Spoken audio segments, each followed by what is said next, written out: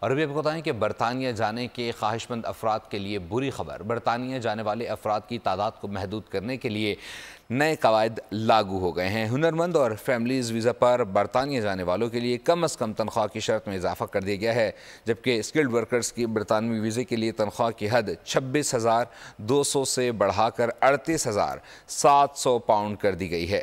کم از کم تنخواہ کی حد ہیلتھ اینڈ سوشل کیریئر اور ٹیچر پر لاگو نہیں ہوگی۔ سوشل کیریئر کے شعبے میں کام کرنے والے افراد اب زیر کفالت افراد کو برطانیہ نہیں لے جا سکیں گے۔ فیملی ویزے کے لیے کم از کم تنخواہ کی حد 18,600 سے بڑھا کر 29,000 پاؤنڈ کر دی گئی ہے۔ فیملی ویزا کے لیے کم سے کم تنخواہ کی حد کو 2025 تک پہلے 34,500 اور پھر 38,700 پاؤنڈ کر دیا جائے گا۔ فیملی ویزے پر مقیم افراد پر ویزے کی تجدید کے وقت نئے قواعد کا اطلاق نہیں ہوگا۔ سبسکرائب کریں اور بیل دبائیں تاکہ کوئی خبر رہ نہ جائے۔